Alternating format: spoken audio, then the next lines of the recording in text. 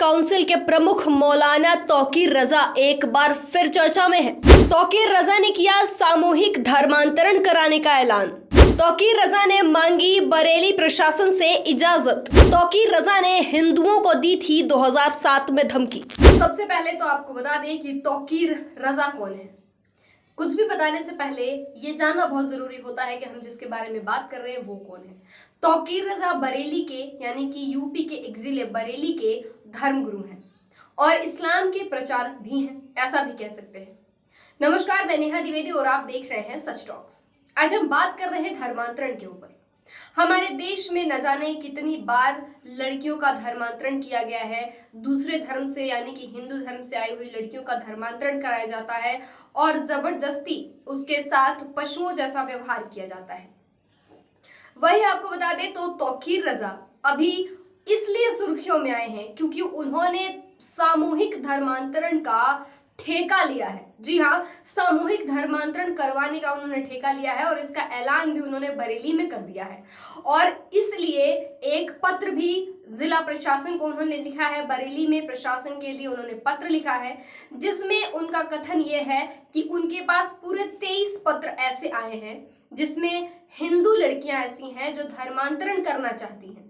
उनका कहना है कि कुछ युवक ऐसे भी हैं जो साथ में काम करते हैं और उनका संबंध है और वो कहीं ना कहीं इस्लाम धर्म अपना चुके हैं। लेकिन इसमें तौकीर रजा का ये कहना है कि वो एक अच्छे ढंग से नियमानुसार वो चाहते हैं कि इस्लाम धर्म वो लड़कियां कर लें जो अभी भी हिंदू हैं और हिंदू का चोला पहन के घूम रही हैं। शायद आपको बता दें कि यहाँ पे कुछ ही लड़कियां ऐसी हैं जो इस्लाम धर्म कबूल करना चाहती होंगी हिंदू होकर।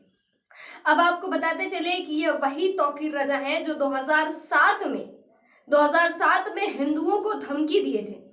इन्होंने कहा था कि अगर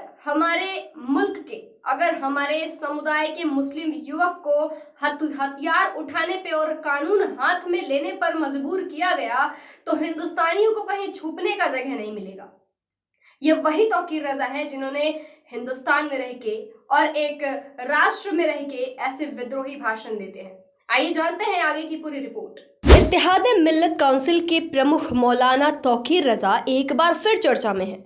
उन्होंने 21 जुलाई को बरेली के खलील हायर सेकेंडरी स्कूल में सुबह 11 बजे 5 जोड़ों का धर्म परिवर्तन कराकर उन्हें इस्लाम धर्म कबूल कराने और सामूहिक निकाह कार्यक्रम का आयोजन करने का ऐलान किया है। इसके लिए उन्होंने जिला प्रशासन को पत्र लिखकर अनुमति मांगी है।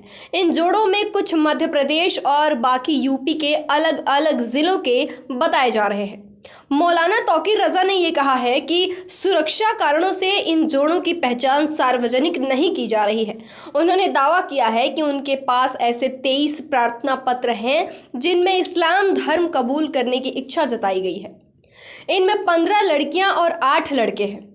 मौलाना ने कहा कि कई मुस्लिम युवतियां हिंदू धर्म अपना चुकी हैं, लेकिन किसी भी हिंदू संगठन ने इस पर विरोध नहीं जताया। इसलिए हमारे इस कार्यक्रम पर भी कोई धार्मिक संगठन विरोध नहीं जताएगा।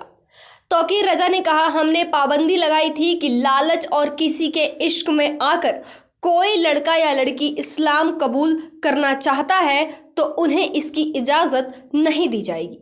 लेकिन पिछले दिनों से काफ़ी दबाव बन रहा था जिसमें सामने आया कि ऐसे बहुत सारे लड़के और लड़कियां हैं जो पढ़ाई और काम साथ साथ कर रहे हैं। इस वजह से उनके भी संबंध बन गए हैं और कई जगह तो लिव इन रिलेशनशिप में भी लोग रह रहे हैं। मौलाना ने कहा कि इनमें से कई लड़के लड़कियां हैं जो पहले ही इस्लाम धर्म अपना चुके हैं। हम सामूहिक कार्यक्रम में इसकी जो प्रक्रिया होती है उसके अनुसार उन्हें इस्लाम कबूल करवाएंगे। तौकीर रजा ने कहा, मुझे नहीं लगता कि हम कोई गैर कानूनी काम करने जा रहे हैं। तमाम बालिग लोगों को अपने मजहब और मामलात का फैसला करने का अख्तियार है। जिन 5 जोड़ों का निकाह पहले चरण में होना है उनमें एक MP का है और बाकी बरेली के आसपास के ही हैं। मौलाना तौकीर रजा बरेली के एक धार्मिक नेता हैं और आला हजरत खानदान से आते हैं जिन्होंने इस्लाम धर्म के सुन्नी बरेलवी मसलक की शुरुआत की थी।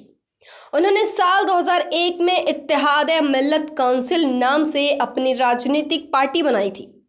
अपने पहले ही चुनाव में पार्टी ने नगर पालिका के 10 सीटें जीती थीं। साल 2019 में रजा ने कांग्रेस का दामन थाम लिया था।